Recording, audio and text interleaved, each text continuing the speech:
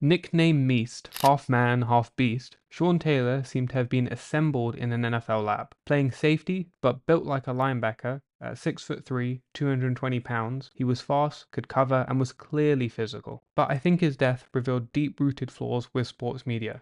No one knew what the happened. Everyone just assumed, oh, Sean Taylor, University of Miami, oh, definitely gang-related, something, drugs, whatever it is. The readiness to sensationalize and stereotype, especially when dealing with an athlete who has a complicated past or poor relationships with the media, couldn't be more evident. The media likes to prioritize narrative over nuance, which is just the complete opposite of journalism, and there was no accountability. The statements made after his death were not retracted, even though they were flat out wrong. And they do this all the time. It's about having a hot take, getting the scoop, and seriously lack substance. I think his relationship with the media worsened the response. People like Cowherd is stupid, so maybe not. Sean Taylor has a history of really, really bad judgment.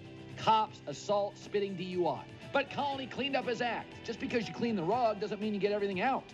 Sometimes you got stains. Stuff so deep, it never ever leaves. But I find it hard to believe they'd be as brazen if they had some sort of relationship with Taylor. Instead of acknowledging the horror of the situation or speaking on his emerging career, it was sensationalism over substance, before the dust could even settle. Early in life, Taylor was not free from violence. He went to a school that was sandwiched between two not-so-great areas, and the tensions between those two neighborhoods would spill over. Although sports was an opportunity to escape the situation, it was somewhat unavoidable. He was at a basketball game once and had a gun placed on his temple. The gun jammed, otherwise it would have been fatal. But Taylor never really got involved in this stuff. He kept his head down when he could. Yet some people will not let go of your past. When he entered the league, he faced some more problems. The summer prior to his first season, he was fined $25,000 for walking out of the league's rookie symposium. He was suspended by the Redskins early in the season after a drunk driving arrest, although that would eventually be dismissed. The following off-season, he pointed a firearm at men who allegedly stole two of his vehicles. In 2006, he was ejected for spitting in the face of Michael Pittman. A DP coach for the Redskins at the time said, "I just feel like early in his career, he had to let the neighborhood stuff go and really start getting into who he wanted to be as a football player." There were some off-field concerns, but people saw him as reckless. You had this stuff off the field, and then when you combine that with his playstyle, which were just hard, brutal hits, people would create these narratives. And it didn't help that he never spoke to the media to give his side of things. It initially got off to a bad start during his first training camp. A teammate hit him with a shaving cream pie. Everybody laughed, except Taylor. He did not take kindly to the media enjoying that prank. Despite all this stuff, in 2006, teammates noticed a change. After the birth of his daughter, Taylor seemed like he had something more to play for, and it accelerated his maturity and overall attitude. He would joke around with his teammates. Previously, he was quiet, kept to himself, but his daughter brought out the best in him. He was raw when he first came into the league, his coverage and awareness needed improvement, but you could see the talent, and he was beginning to improve after a few years in the league. And that was evident because after the 2006 season, he'd be selected for his first Pro Bowl. In Week 10 against the Eagles, Taylor sprained his knee. That would put him out for the next few games, and tragedy would strike. Taylor and his family were asleep at home, and they were awakened by loud noises. Taylor grabbed a machete that was in his room to defend his fiancée and daughter, and as he got to the bedroom door, two intruders came barging in and fired two shots. One missed and the other hit an artery. When reports first came out that he'd been shot and was in hospital, pundits used it as a way to critique Taylor. For example, just one day after the incident, Michael Wilburn said, "I wasn't surprised in the least when I heard the news Monday morning that Sean Taylor had been shot in his home by an intruder. Angry? Yes. Surprised? Not even a little." And then he cites some previous incident that happened.